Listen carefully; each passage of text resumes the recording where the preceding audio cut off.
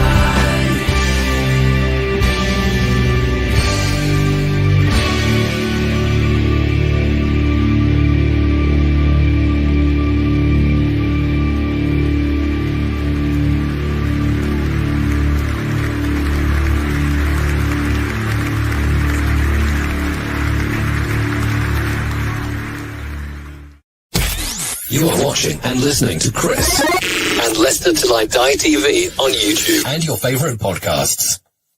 Right, Chris. Alrighty, good evening, good day, good morning, good afternoon, good night, goodbye. Hello, welcome along.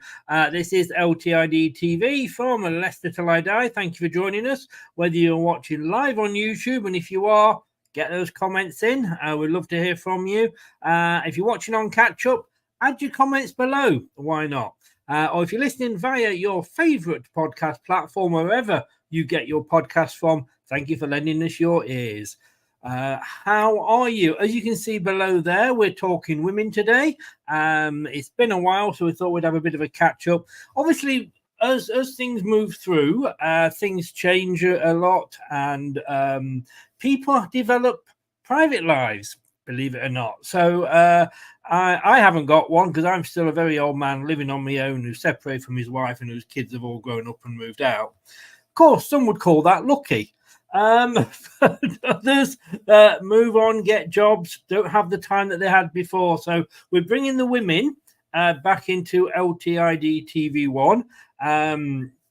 Brad, and we'll be talking with Brad in a second. He will be with us on Fridays with the prediction show still, and he will be doing all the quizzes on LTiDtv too.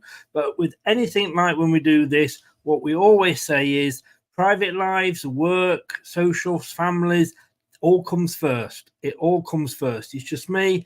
I'm a sad, lonely old man, and I don't have anything else to do with my life. But that's just something I've got to live with. Mike is in. Hello, Mike. How the devil are you, sir? Long time no see. I do hope everything is all right with yourself. I know you were saying you had a few family issues, as we were just saying there, but I do hope that everything is okay. And Craig is in. I am very well. I hope you are too, Craig. Well, he's here. He's waiting patiently, scribbling down notes, and we will bring him in. It is, of course, the one and the only Brad.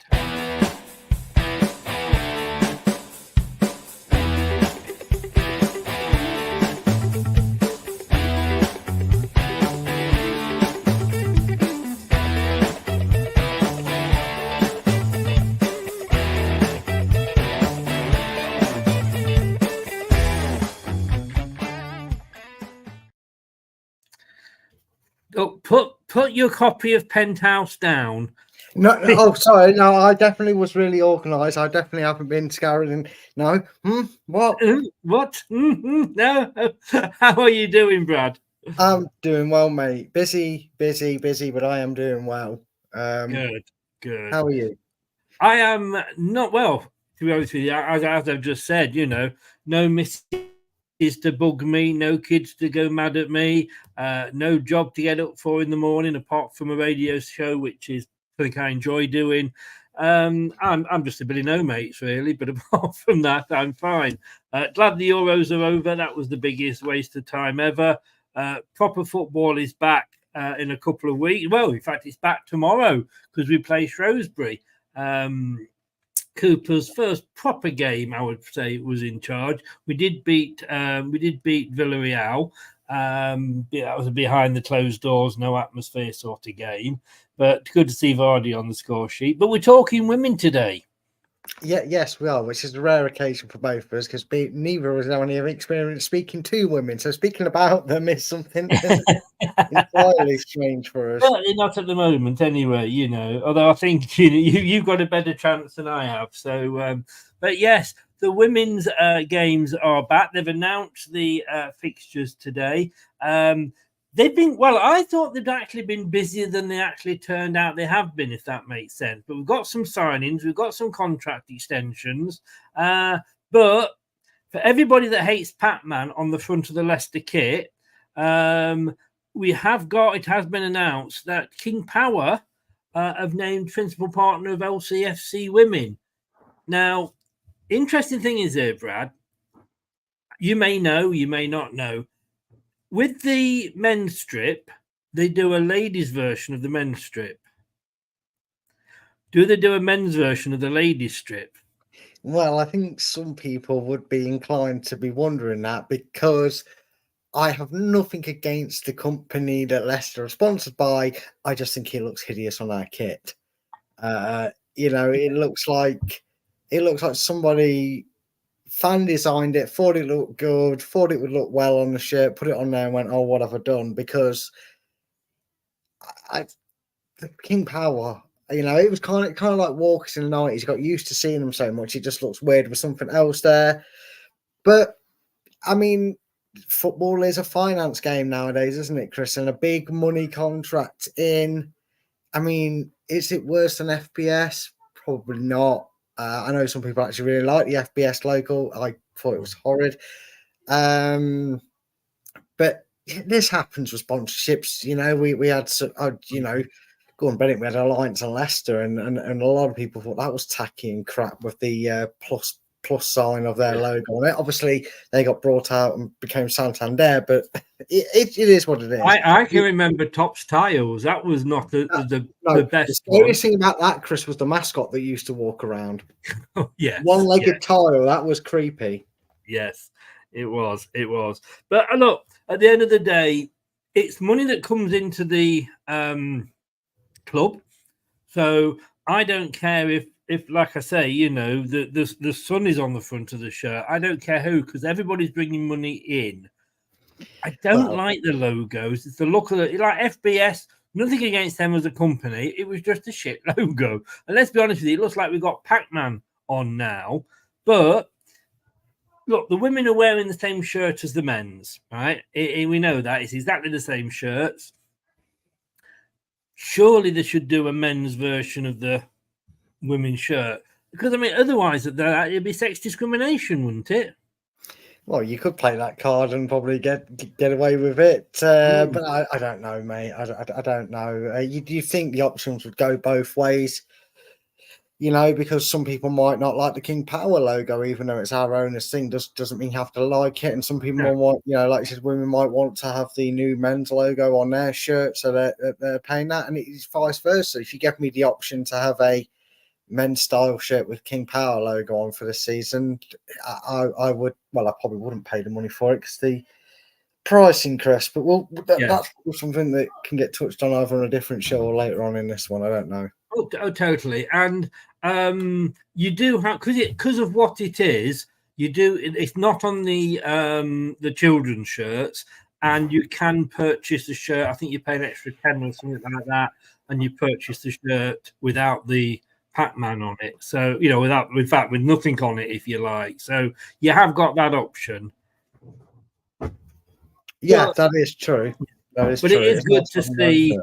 It is good to see the fact that our owners are, back in the women again.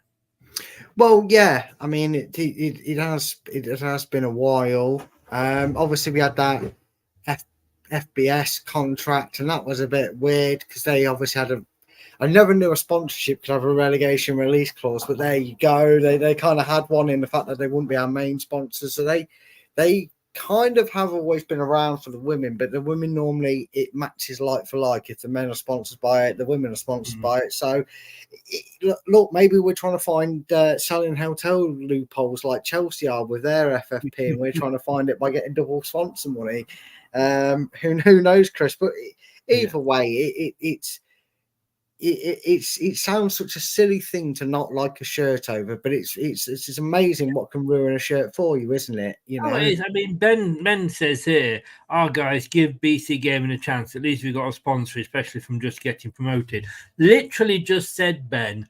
I don't mind who's, you know, like I say, if the Sun or Penthouse magazine, whoever it was, wants to pump money into the club and sponsor the shirt, it is fine. I'm just saying I don't like the particular logo. It does look like Pac-Man, FBS, more than happy to have their money. Thank you very much for FBS. And they're still sponsoring the training gear and the warm-up gear. Excuse me, I believe. But I just didn't like the logo, I'm not saying don't have these people on. It's just you don't have to like the look of the logo, do you? Well, no, you don't. And actually, Chris, I'm not sure if you're right on that. I believe the men's training kit, that lime green on it, and again, people might not like that one. Someone I know hates it. I actually don't mind it, but that's actually sponsored by King Power. So the men do have that range for a King Power one. I guess that's their loophole because the sponsorship, so the money they're getting will probably want the majority of their fan base, rightly or wrongly, is male populated. So they'll probably want them to buy the shirts with that logo on and not the King Power one. But the King Power is, I believe, on the men's training. Well, I'll stand corrected on that. At the end of the day, there's so many shirts out now because, like you say, you've got the first. We'll have the first, the second, the third for the men's, the first, the second, the third for the women, training wear, warm up wear, pajamas. Well, exactly. There are so many different things now, and look, it's always that the more you sell, the more it brings in. I didn't like the home shirt last season, so I bought the warm up gear because, like, it's you wouldn't lose me in snow on it. But it's good to see that we are back in the club, and the owners are obviously back in the women's team, basically to the hilt, aren't they? On that. Yeah, they are. Which is, like I say, excellent to see. Now then, you don't know much about. I know even less than you know about her, but of course, we kind of petered off at the end of last season. But we had a little bit of fun with the manager, but we have got a new manager in. How long she'll be with us before she goes to Chelsea, I don't know. Oh, did I say that out loud? But look, we do have a new manager, and here she is. Oh no, sorry, I've got us in there. I forgot to say the women's season tickets are on sale. Let's be honest with you, they're good value. Better value than you would get for the men's, although people might not be able to see it because it says slide. I don't know if it's just on my side of things or your side of things, but it says slide 3 and it's covering the. There you go. It's got rid of it. Maybe it was on my side of things. Maybe it was just me. It was just you. It was just weird. I was like, hold on a minute. Why is it saying slide 3 4? Anyway, but yeah, it's good value. Last season you would have got really good value for your money because Leicester had a heartbreaking but very good run in the FA Cup, Chris, as well. Oh, okay. Unfortunately, predominantly, I think a lot of their games were away from home, but they also had a good run in their version of the League Cup. Which is just like the Carabao Cup. It's a sponsor cup. So its name changes depending on who's sponsoring it. So last season, you'd have definitely got value for money. And we're going to go into it, Chris. You're looking at the players that are still at the club, who still have years on the contract, those they've retained, and a few acquisitions they've added to it. Because, Chris, if you look at our season, last season as a whole, yes, we had a few players, a few that have now left the club, but they were here for a couple of seasons with Leicester, and then it was in a massive rebuild, Chris. We completely clued house. If you actually go on to LTiDtv 2, I did a show with Jack from I always get his show. I Final always whistle. do this channel. That's it. Thank you, Chris, for saving my Yep. because I always go say full-time whistle, but it's not. It's final whistle. If you want to check that out, there was probably more outs than there was ins, and now I had to do a full slides worth of presentation. So Was there any shaking it about ones at all? there was a little bit, mate, for how many names I had to get on there. I had to shake it all about and do the okey and take a few out and whatnot. So this season is that balanced season. You know, we're now an established WSL side. We're into our third, our fourth season. No, this is our fourth our season. Fourth season now in the WSL. We have progressed, and some of the names on this list from where they've come from, Chris, especially as someone's already mentioned, Faladaf's already mentioned. We'll talk about Ruby Mace. You know, we've got some all really, really promising and exciting talent joining the club alongside a new manager. Because we don't want to talk about it, but Willie Kirk, well, he used his first name properly, didn't he? If everything's to be believed. Sorry, did I say it out loud? Anyway, the thoughts of presenters on this show are the personal thoughts, nothing to do with LTiDtv. Exactly, but you know, probably a little bit unfortunate on Leicester because they were doing really well, Chris, up until that sort of point. And Jenny, unfortunately, she wasn't from the block in a sense, but she did her best. She did the best she could with the little experience she had. And unfortunately, I think that kind of, there was pivotal moments in games, the FA Cup most notably, where she didn't quite get things right. And that's not fair on her to say she's a bad manager or she's a bad assistant coach or anything. That doesn't shine on her at all. I think she's got a great future in the game of WSL, but that kind of faltered Leicester a little bit. So if you take that out of it, there was potential for Leicester to have finished even better than they actually did last season. With the acquisitions they've made this season, Chris, so far, it is looking good. It is, and like you said, the acquisition, the main one there, is our new manager, Amandine Miguel, who I presume with a name like that was Spanish, but apparently she's French. Yeah, she's French. Yeah. No, go on. I was expecting you to carry on. 40-year-old.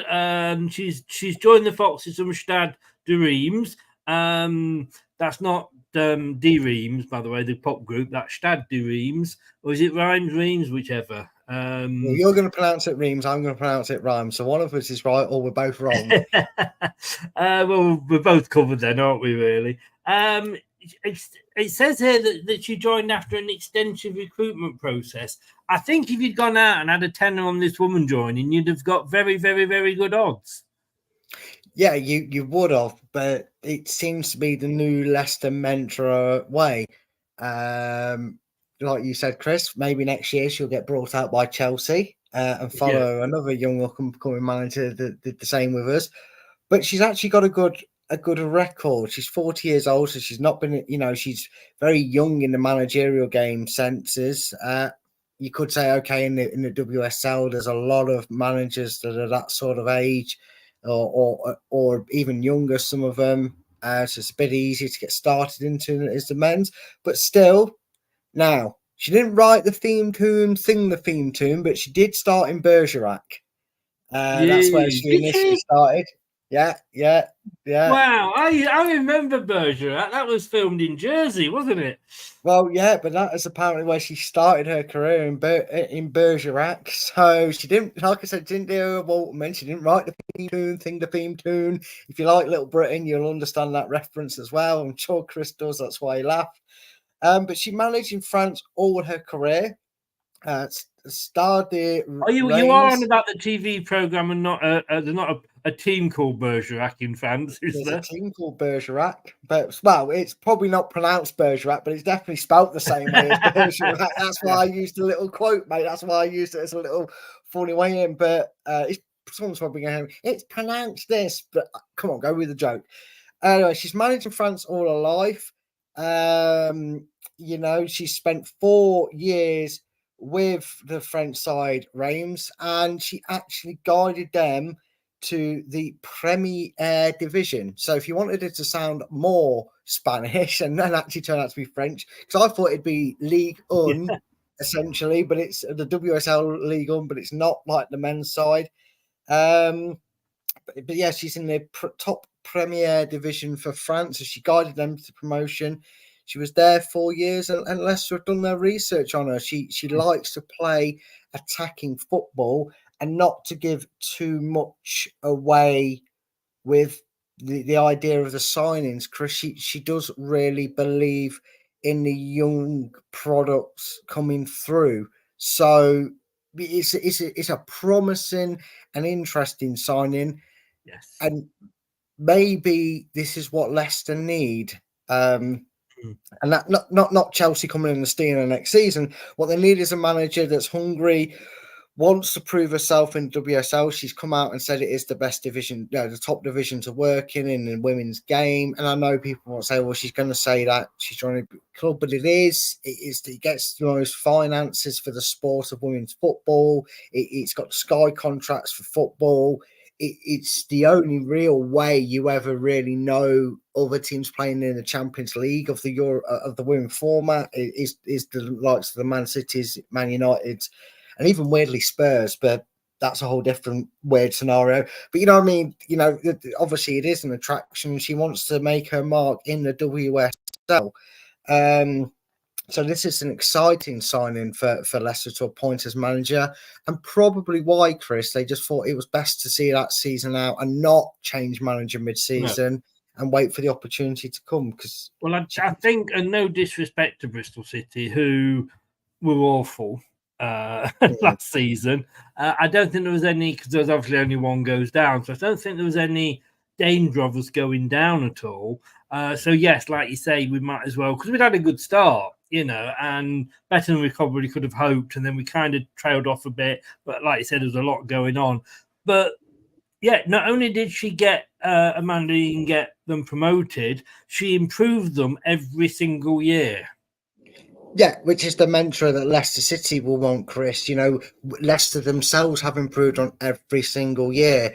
The first season, expectedly, well, against expectations, actually, they stayed up. They were red-hot favourites to go down. They stayed up with a game to spare. The following season, they improved on points and goals and goal difference. Not a great deal, but effectively ended safe with a couple of games to spare. And then last season, Chris, granted, the only competition for a relegation spot was Bristol City, who were nowhere near the pace of teams that had gone down before the seasons prior. But still, Chris, halfway through the season, Leicester were on European pace, Chris. Remember the early seasons, they drew with Manchester United. They had won their opening game. They'd got, they were top of the WSL in the first 3 or 4 games of the season before they got beaten at home 1-0 by Manchester City. It was a first versus third clash at the time. So Leicester have been steadily improving, and if she's able to bring what she did to Stade Reims to Leicester, who are already on that improvement, you can see this being the next stage of her career, and this might be something that she's hoping over the next 3 or 4, the next couple of years, and maybe past that, Chris, she's able to take Leicester to that next level as well. Got them to the Coupe de France quarterfinals, like you say, on 3 occasions within the last 5 years. Average squad age, as you said, very young, 23. I'm actually, when I've read more into this, I am really excited by it. Yeah, it is. Like I said, it's an exciting appointment that benefits Leicester all around. This is a woman that's very hungry for success. She knows how to get the best out of youth players. She knows how to pick a side up when they're down at the bottom. They were in the second division when she came there, and she's been there 4 years. She was only 35, potentially 36 when she started there. The job got them promoted, and as you said, Chris, she didn't just by fingernails keep them in division. She improved them upon season on season, and that's kind of the best you can ask for a manager when they leave, isn't it? Leave you in good stead. A bit like Martin. And again, I know I always make the reference, and I'm sure anyone could name any other manager from the Leicester era, but a bit like Martin O'Neill tried to do with us, wasn't it, Chris? He improved us till he felt he couldn't do any more, and obviously Celtic eventually came in for him, and he was never going to say no to that. I think you always look at a manager, and when they actually leave, you have to say, were we in a better place than when they took over? Now, for example, with Enzo, yes, we were in a better place when he left than when he took over, because he got us back in the Premier League.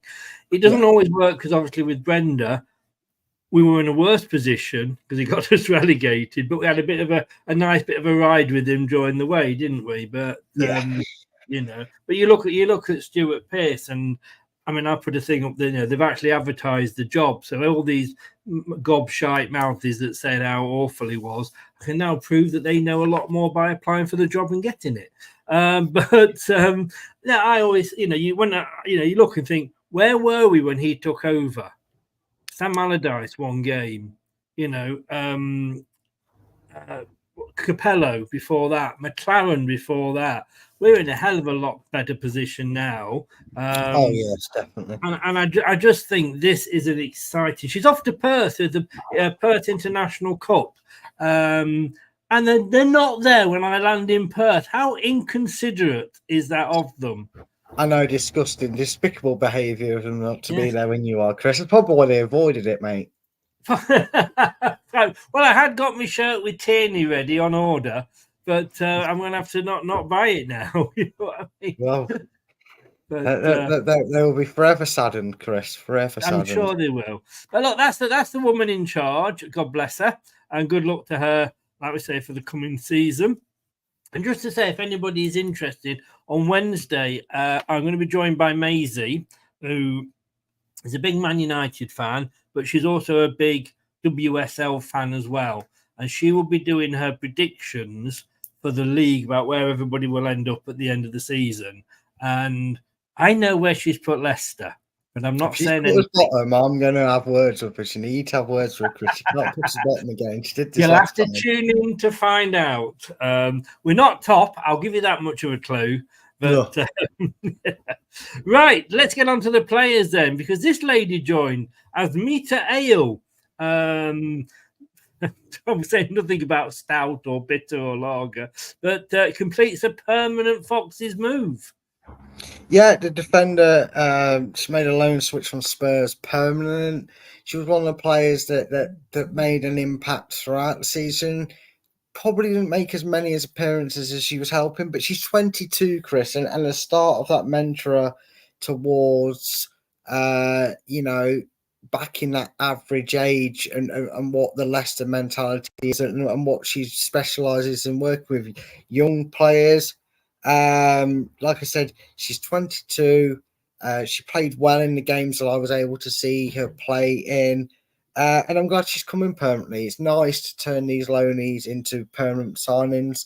And yeah, she was very, very good last season, albeit she only made a handful of appearances. But for a 22-year-old, and just to get off Spurs is just a bit funny because Spurs. But yeah, it's an area in which we probably needed to try and get some added depth into the squad, with some players that have left and some players that maybe aren't quite ready for that role. So to bring her back to the club is always nice, because that expression that you can't fall in love with a loanee because they only break your heart by not coming back to you. Finally, one worked in the men's team and a couple have worked the women's team, so familiar faces. Who you were referring to then? But I the only one that I can think that you're applying that to is Tete.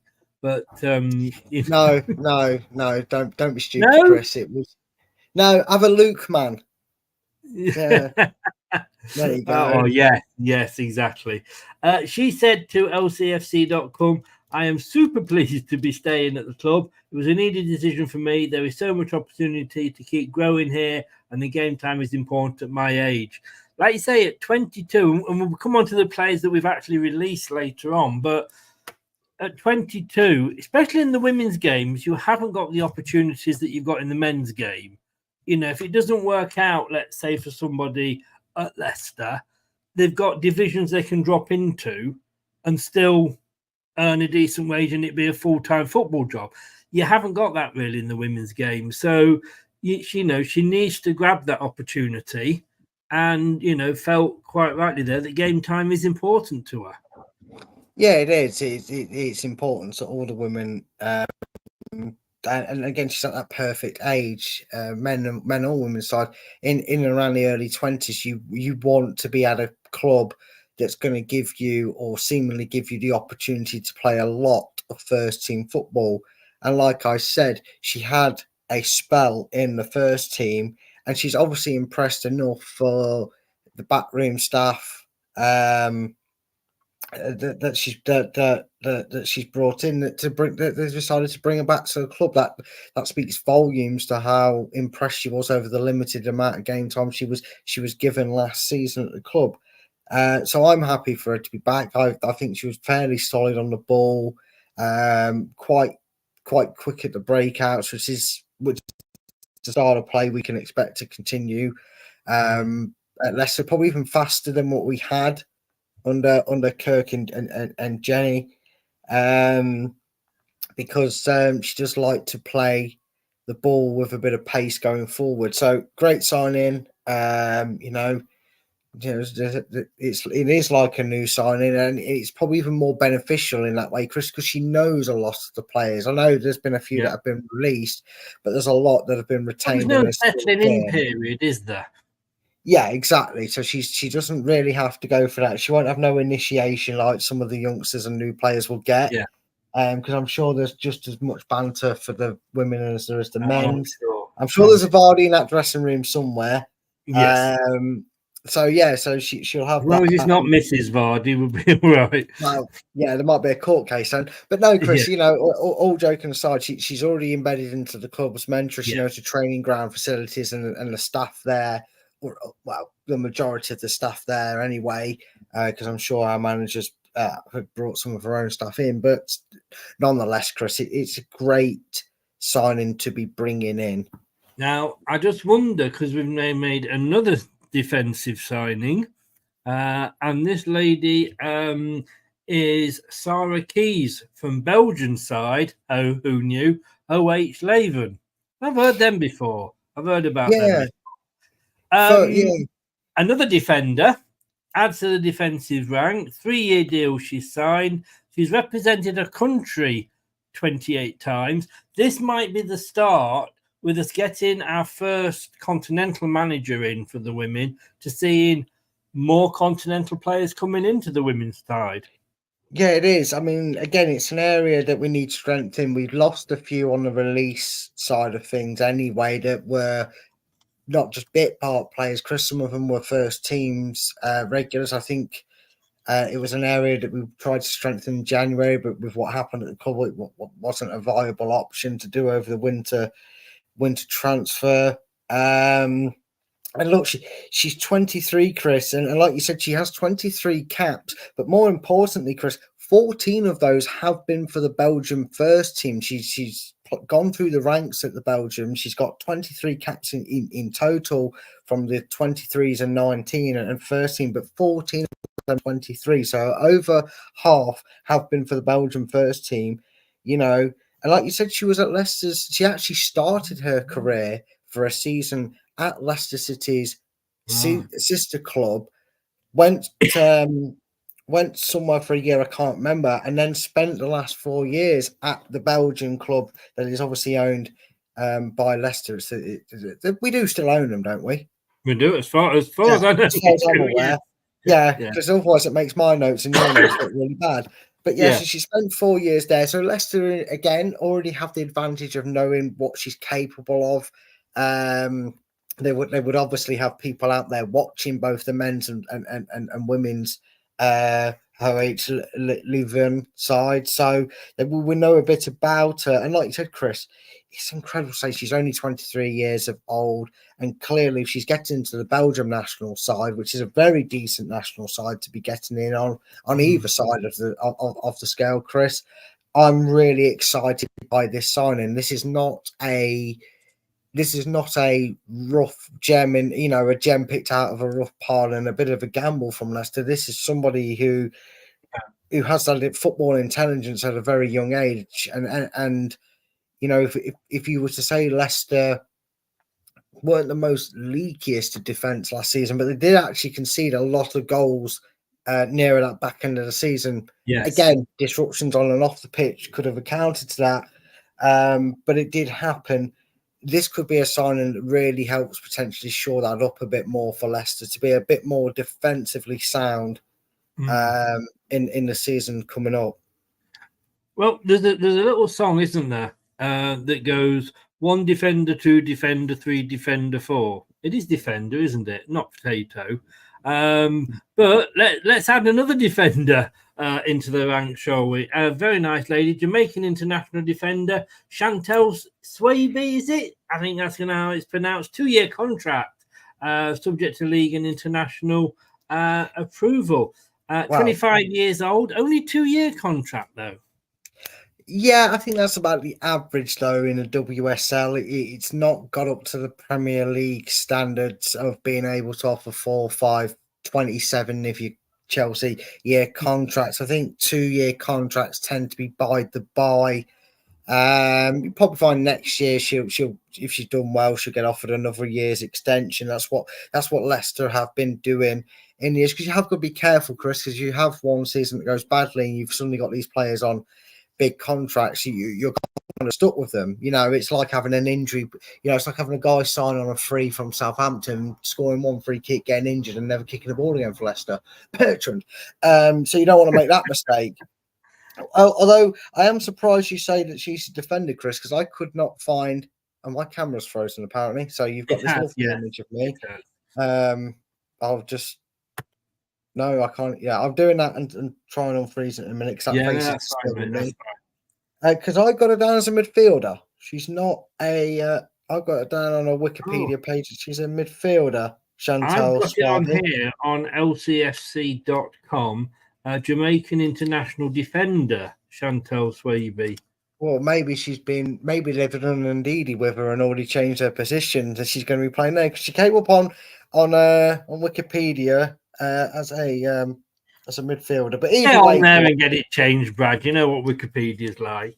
Yeah, I know. But still, and we're going to talk about some players that Leicester have retained later on. The balance that's needed, Chris, is that mix of, you can have the youth on the side, like we've got, we've got with Sandy and Ale, being 22 and 20 respectively. But you need that matured football mind. Has my camera unfrozen? No, it's not. That's hideous. So a 25-year-old. This is probably one of the few signings that that isn't got a wow factor to it, which is probably a little bit disrespectful to say that. But if you look at the stats we've got behind the other, the other 2 signings and Ruby Mace that we're going to talk about next, she's played for a club in France for 4 years that has featured in the top Premier division of French football. So she's not played at a low level by any standards. But flirtery, I was expecting to find out this team was in like the 15th division of French football, because I never heard the name before. Sorry to any Frenchmen that know where she is. She has, however, she started a career in America, Chris, which is obviously the United States national side is a very good and competitive side. She may have played her early career with some young. In fairness, the American league for women was way ahead of anywhere else in the world.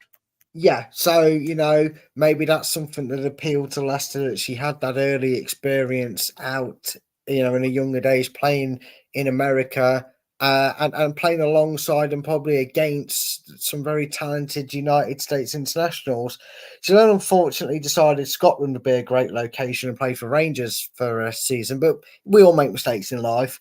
She played 7 games for Rangers for a season before, like I said, making the move over to France to play in the top Premier Division of French women's football for a club that was established a bit like even in and around the same sort of time that Leicester themselves were established. So, Chris, 2017, they were split off away from the men's team and given the name. I read the names, but I'm not going to butcher the French language. A bit like the French in wars, I gave up trying to say it. But Flowery and a 4 years in there, so she comes with some experience. I'm gonna play conspiracy theory games now. I'm not sure who came first, whether it was her or the manager. I'm just wondering if the manager knows something about her. I mean, possibly, Chris, as well, because whilst it matches the men's of the squad to have that balance, like I said, between young talents. There's one very exciting young talent that we're going to talk about. I think just before we go on to the retention and release list, so that'll be exciting to talk about. You do have to have that balance of experienced players, and like I said, if she's had, even if it's a season, Chris, where she may have played alongside or against some internationals from the US side, been on the training camps. Scary enough, the team she played for was Sky Blues, but we forgive her for poor choices in life. You know, we all make them. So she's experienced. She's a Jamaican international. She has 16 caps for Jamaica as well in the first team. So she does come with experience and that winning mentality. She obviously knows how to play and keep herself and keep a team up in a top division. She's been playing for 4 years in the French league. Apparently, her agent was asked whether he had made her choose that national team, Jamaica. He went, no, she made a decision on her own. Well, Jamaica, no, she made the decision on her own. Come on. Should we move on? That was a great show, everybody. See you later. Oh, come on. You know you love mine. You're still there with your mouth open, mate. It looks like you waited to be fed a bottle. Right. Well, look, can I just say, for those of us that follow the news, of course, and I don't condone it at all, and I hope that nobody got too seriously injured in the riots in Leeds. But as I said on social medias, why was everybody surprised at that? Because all the Leeds fans predicted it, didn't they? Oh, yes, they did. They did. It anyway, talking of Kaiser Chiefs who predicted the riot, they also went for a Ruby. And here is Ruby. You think I throw this show together? No. It's hours of planning. I don't waste my days, you know. No wonder the viewership dropped. Ruby Mace joins LCFC Women on 2-year deal after a successful loan spell. You're excited by this one? Yeah, very excited. She's very versatile. She has played in midfield and in the defense. She played there for us last season. A 2-year deal, and she's only 20 years of age, Chris. She started her career, or a youth career if you'd like, at Arsenal. She had a dual registration with them in Birmingham, who have obviously been in the WSL before. Yeah, and in the division below. And last year she was a starlet in the games that she played for Leicester. She's very fearless. She doesn't shark a tackle. And the most exciting thing is, Chris, she's an England international. She's played at all the levels for England. And she's only 20 years of age. And if you want to salivate a little bit more about her career as a 20-year-old, this isn't just some youth player that we've picked up out the back end of nowhere, Chris. She's from Manchester City. So Manchester City who, alongside Chelsea, have been winning championships and whatnot for the last few seasons in the WSL. Obviously, we know Chelsea are predominantly the most successful side in the WSL, but Man City have a plethora of talent. And I know that a few Man City fans, whilst they're happy for her, to be going out somewhere and be playing first team football, they were hoping potentially to see her push and get into the Man City squad. But again, it seems like Ale, she's made the easy decision to come to a club that not only wants her but is willing to offer her first team football. You know, we say this about some of the youngsters that Leicester sign. It's no different for the women's side when they sign them. A 20-year-old that's represented England at under 17, under 19, and under 23 levels. Like I said, 20 years of age and can play in several positions, Chris. That is a, should I be careful and say it? That is a manager's something dream. You know what I mean, Chris? I don't want to say anything. Glad you didn't say it. yeah. You know, that's a manager's blissful dream to have a player that's not just young and hungry to play the game, but can play across not just the back line, but in the midfield as well. 2-year deal, Chris. Again, like you say, 2 years, yeah. So she's only going to get better with progression on the pitch for Leicester. A very good signing, because it's not what I saw happening, at least not on a permanent deal. I thought maybe we'd get her back on a year's loan from Man City, but the fact that Man City have been willing to sell her to us and we've got her on a 2-year deal, this has the potential to be she has the potential, Chris, if contracts keep coming her way and she keeps signing them, to become a Leicester legend of the WSL side. Wow. No pressure then there, Ruby. No. I suppose you're going to say that, in your opinion, Ruby is going to be hot stuff. Ruby Murray, Curry. Oh, keep making these things. I'm going to have to mace you in a minute, mate. You are indeed. Now, a young lady who signed her first professional contract with the club, having come up through the youth ranks. Again, somebody that as a player, I think excites you, and that's Denny Draper, 17, I believe she is. Yes, 17 years of age, Denny Draper. She made her professional debut for the first team last season, aged just 16, and scored a goal on her first season at the club. I believe, correct me if I'm wrong, but without being able to double check my research because I was on a train home, it was in the it was in a game against Bristol City, I believe. 5-2 win over Bristol City. Yeah. Yes, it was at the King Power. So she's already, made her name. Like I said, she's now 17 years of age. So, she's it's an incredible talent that's come through the system. And not there just to sit on the bench, make up the numbers. Like I said, Chris, already made several appearances for the first team, already has a goal to her name, and she has incredible pace, Chris. The way she gets in behind and attacks the defence, she didn't look out of place with some of the international stars we had and still have at the club going into this new season, Chris. She is a frighteningly good talent. One that if Leicester could offer 4 or 5 years to as a contract, just on the chance that someone like a Man City or Man United or whatever might want to poach her offers in a few years' time, Chris. This is the sort of talent that Leicester need to, really back to do well this season, because she was incredible in the game she played last season for us. So a talent. What is she, a forward or? Oh, come on. You had one job. You just got to do this research. I just thought she was very good and quick. I believe she's a midfielder, but she might be a forward as well. I mean, she's young, Chris. She could be versatile and play in several positions. In that area. You don't know. I don't know either, if I'm honest with you.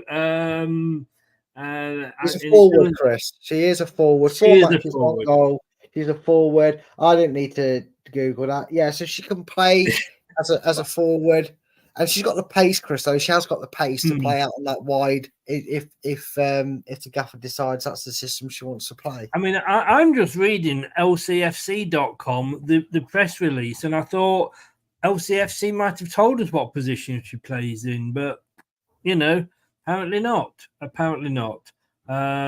She's an England youth international as well.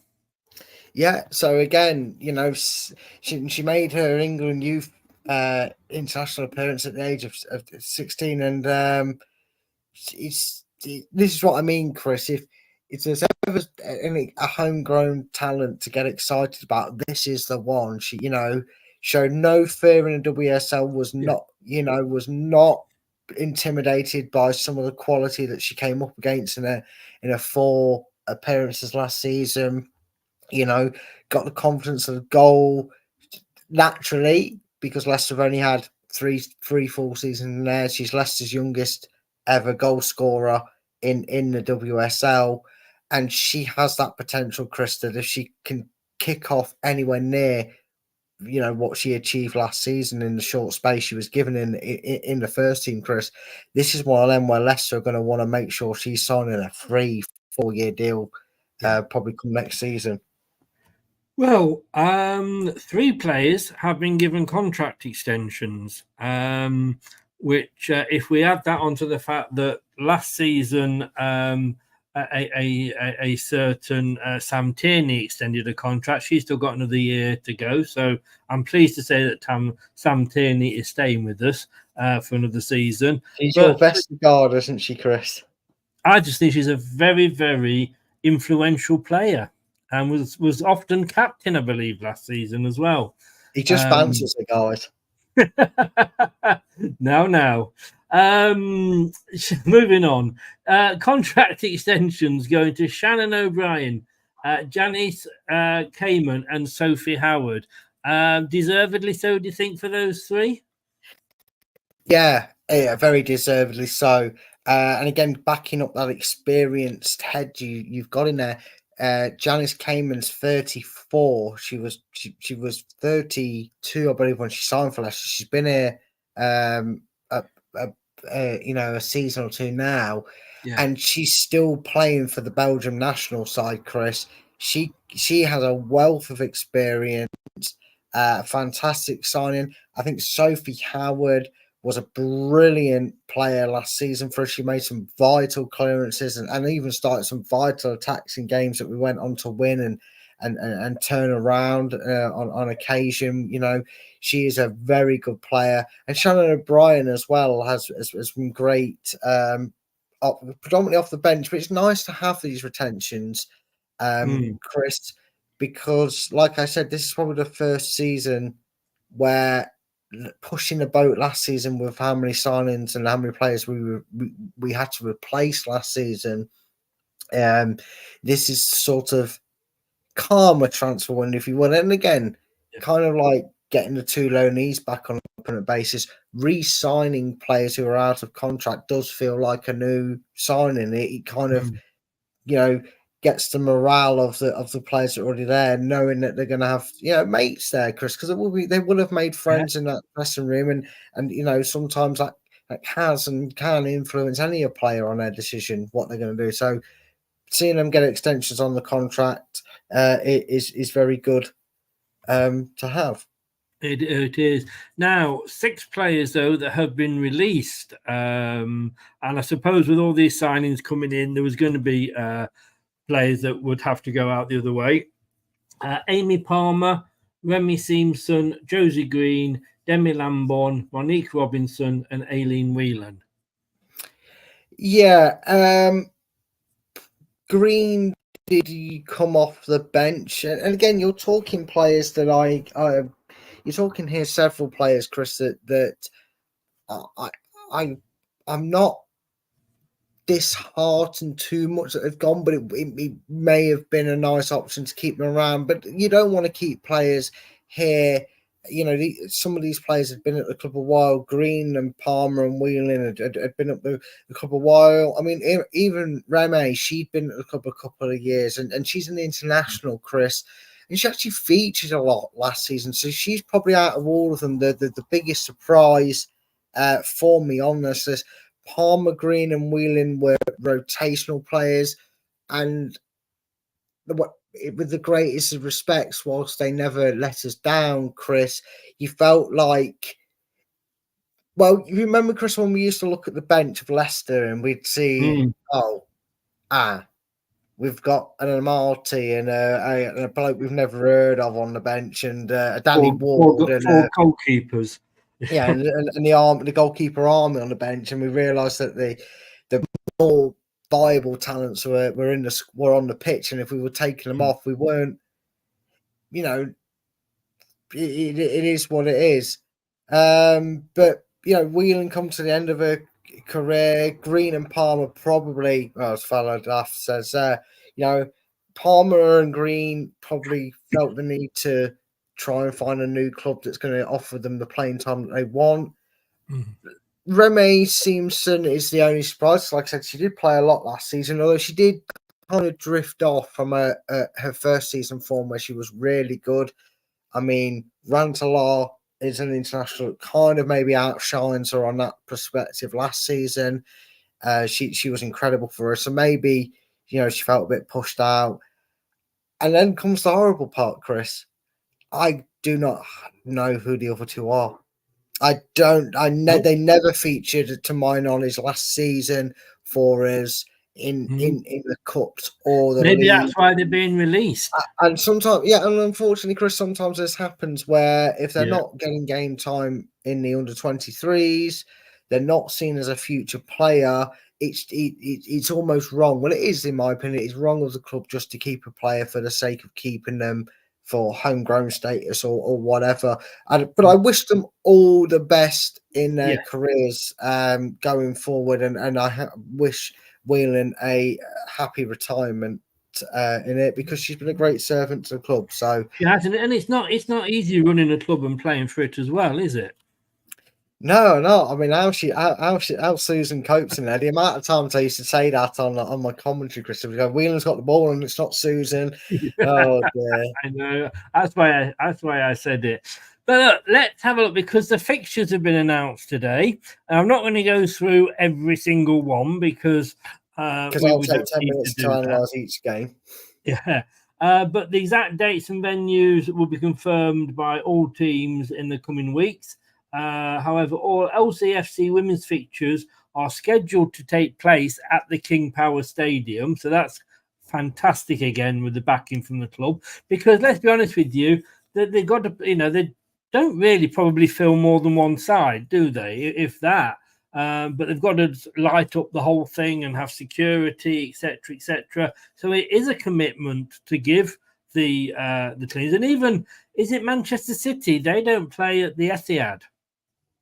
Yeah, we're one of a handful of clubs that actually do play their home games at the same ground as the men's side. I mean, we didn't for a while, Chris. We was, the women also have Belver Drive, or Beaver Drive, however you want to pronounce it. I don't know how it gets called Beaver Drive when there's a whatever, but they have. I know, but it is. I don't know why. Yeah, but they have the old training ground the men used to use before. Obviously, they moved to this state of the art training ground, and obviously they used to actually play Chris on a park. Essentially, when Leicester first formed, they had Leicester Women's, which is the WSL side, and they even had the Leicester City University side. So they've come from there and brought it in house. It's a brilliant thing to do, and I do implore more WSL sides to do it.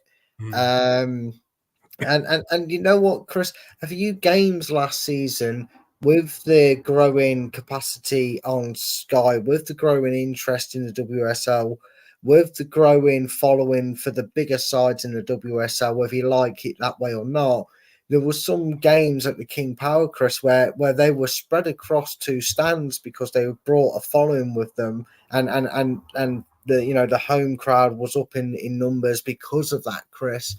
So it is good to see, and it's interesting fixtures that we're going to talk about to start off with, because you could have argued that last season, I think Leicester's first 3 games were newly promoted Bristol City, Everton, and Liverpool.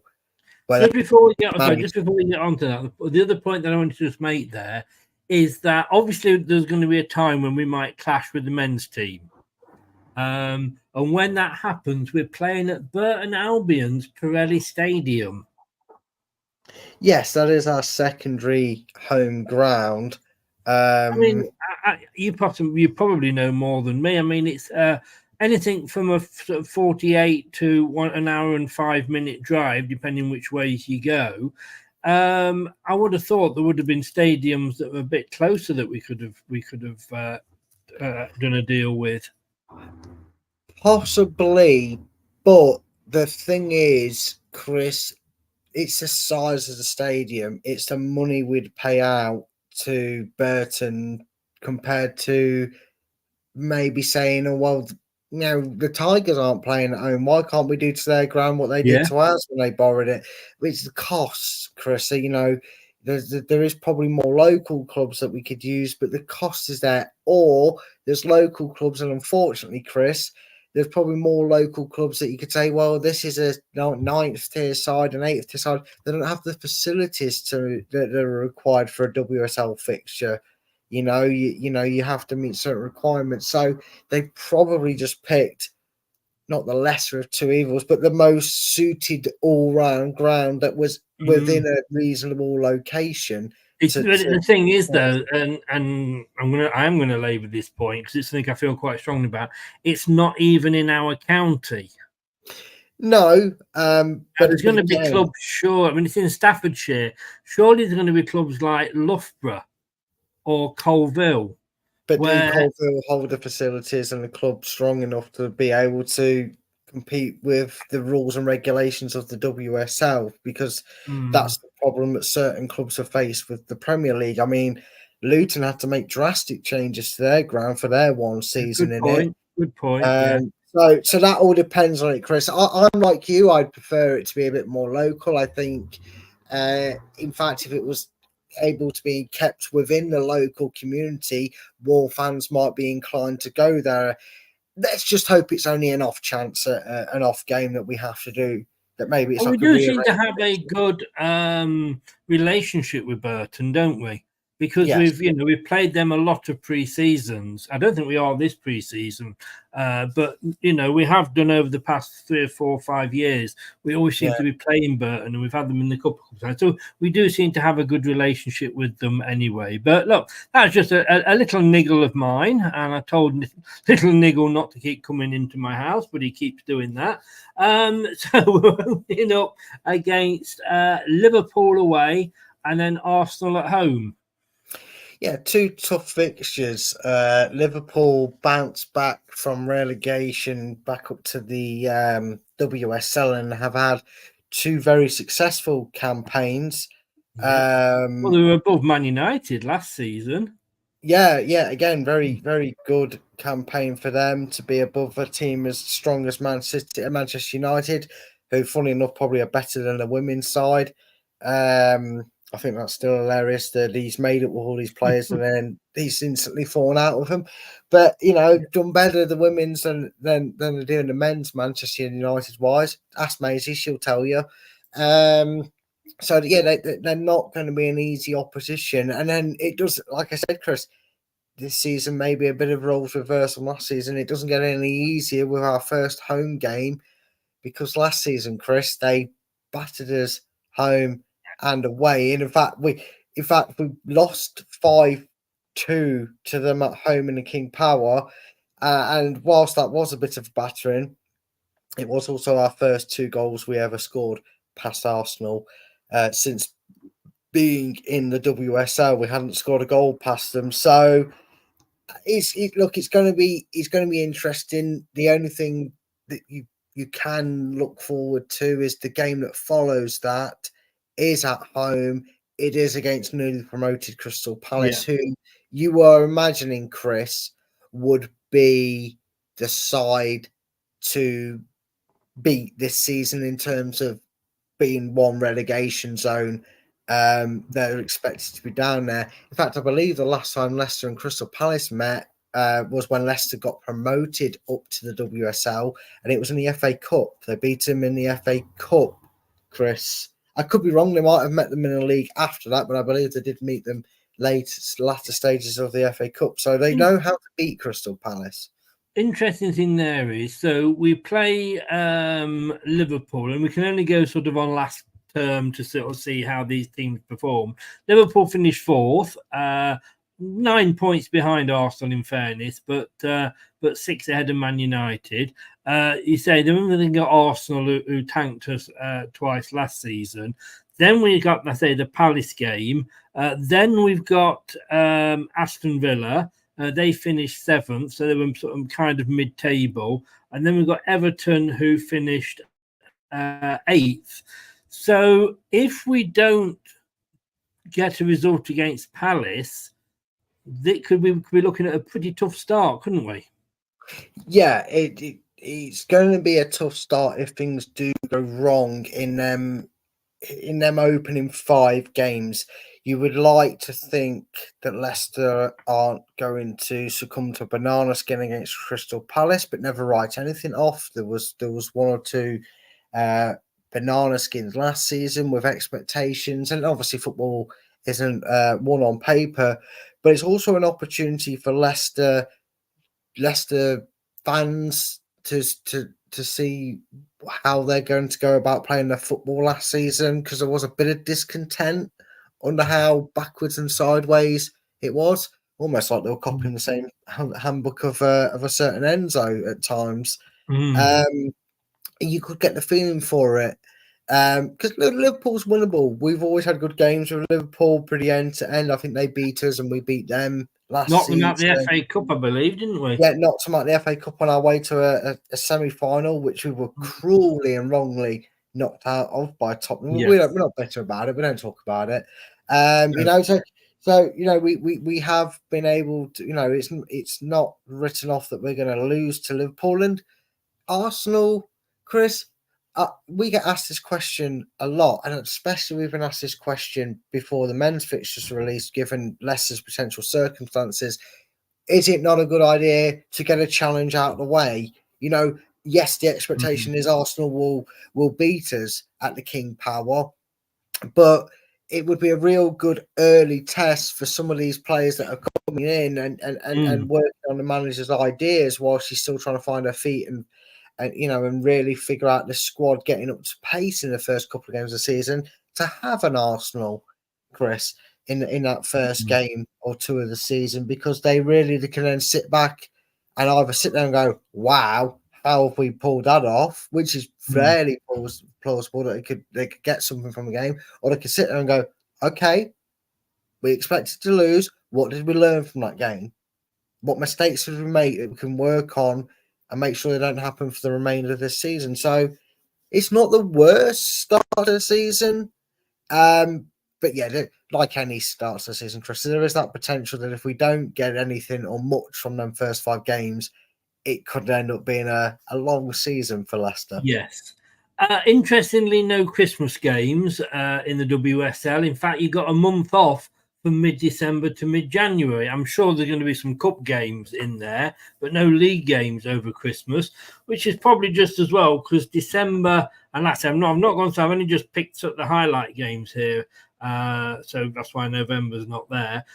Man City away and Chelsea home at the start of December, and then at the end of January, Spurs away and Liverpool at home. I mean, that December, you could be like, oh my God, please bring Christmas early for me.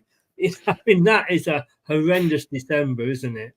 Yeah, it is. And it's probably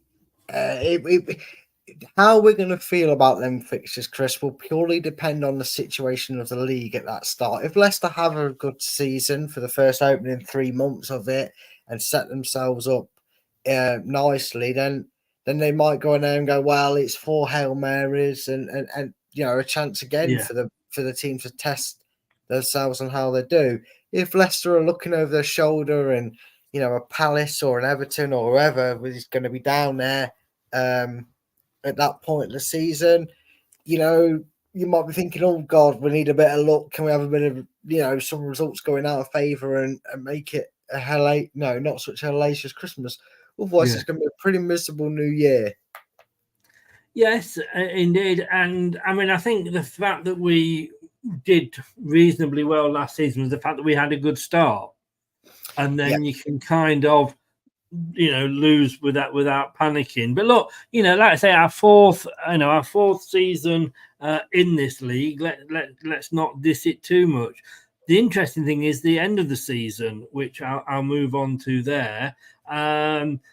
April, we away to Arsenal and at home to Man City. But in May, potentially 2 easy games. Should we need a couple of wins at the end of the season, I'm not saying, and I'm not belittling Palace or West Ham United at all, but you're looking at, on paper, who you could win. We're more likely to get 6 points from those 2 games than we are the 2 in April.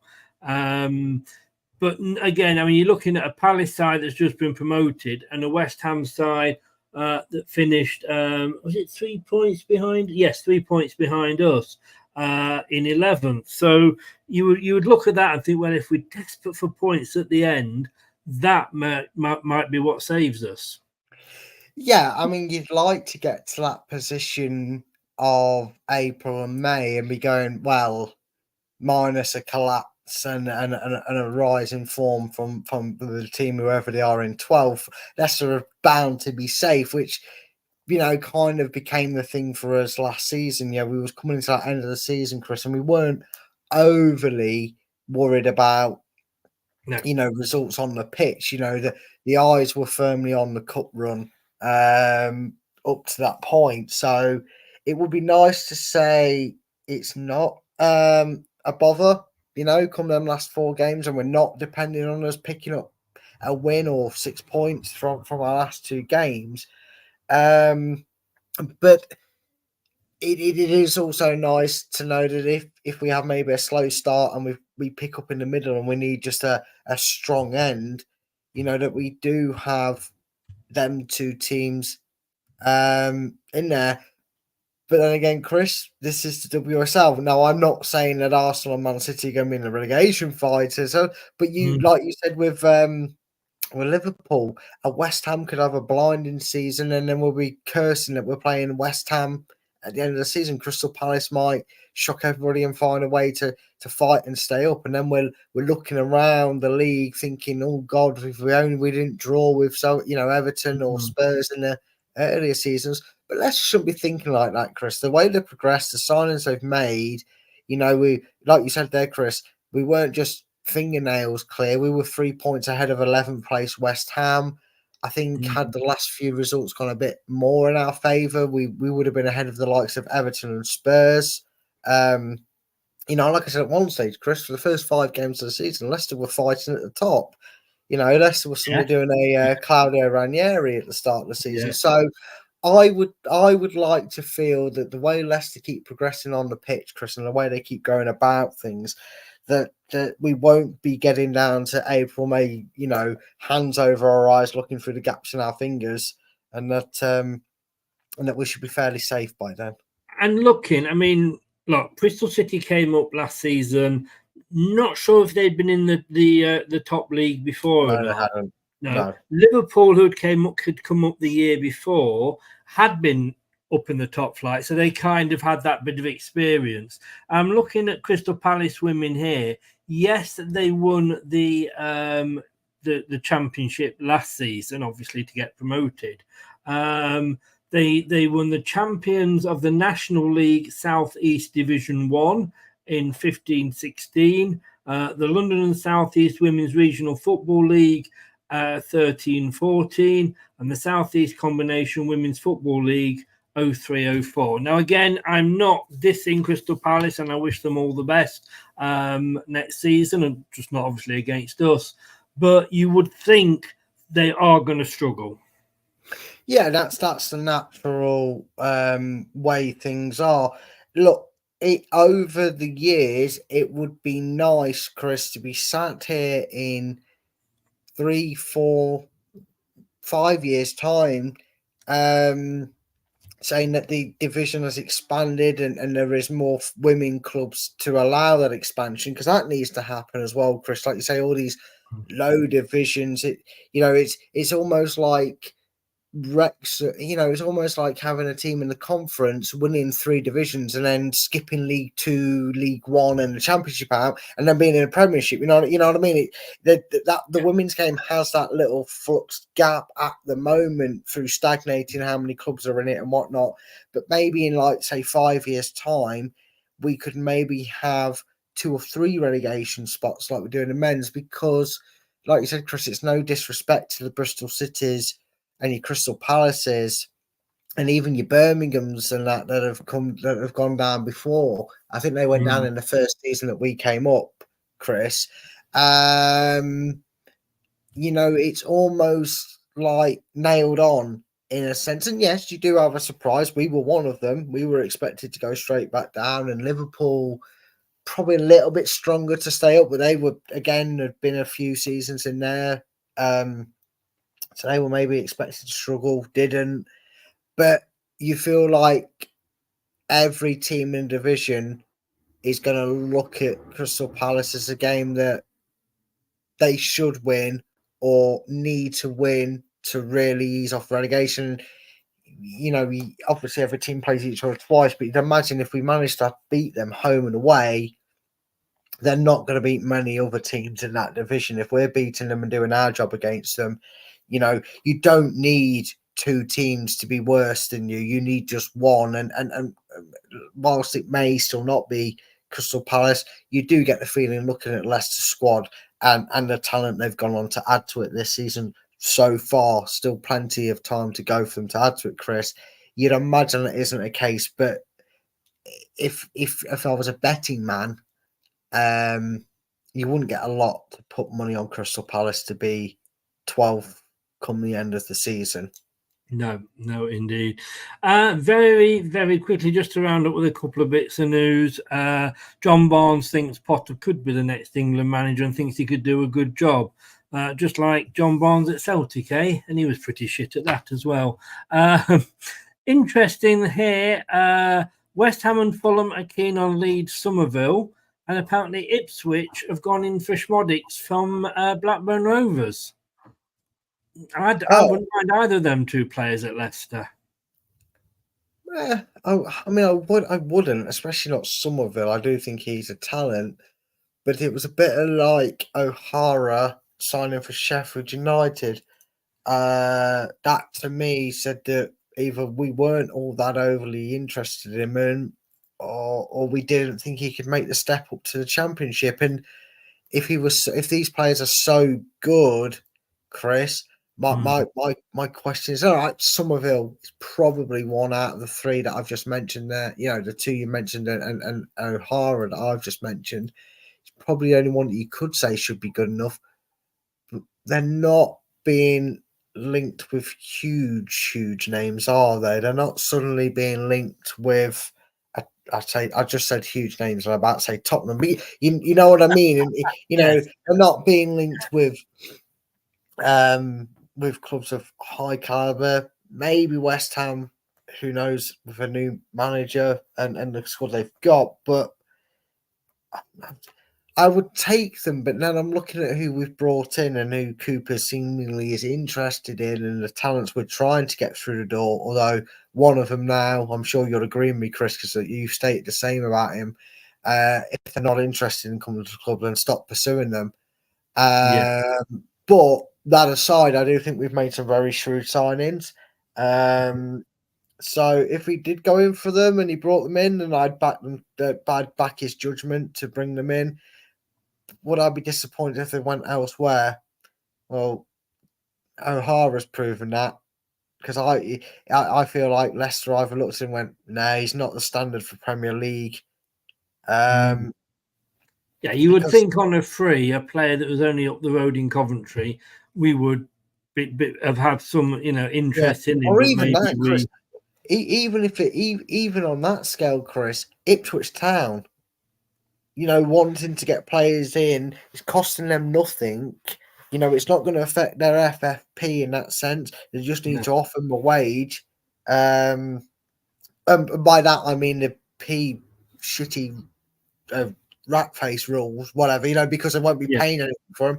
So why hasn't someone like that picked him on? Why hasn't Southampton looked at him? Even teams like that. So if teams good are point inquiring about it, we will see. But like I said, whether you like him or not, he manages our football club. So I'm going to trust his judgment in signings he's made. Well, I have a 4-letter word. Don't panic. That would sum my who I would want to come to the club. Basically, when we're looking at strikers, AOBD. Basically, anyone but Daka. There we go. Yeah, he's your favourite, Chris. What are you talking about? No, he's not. He's got a hell of a lot to prove, I'll tell you, and I don't think he's the man to be up front for us. But look, that's another show, another day. We've basically caught up with the women. And I don't think they'll be too happy about that, but we have. Brad, thank you very, very much indeed, sir.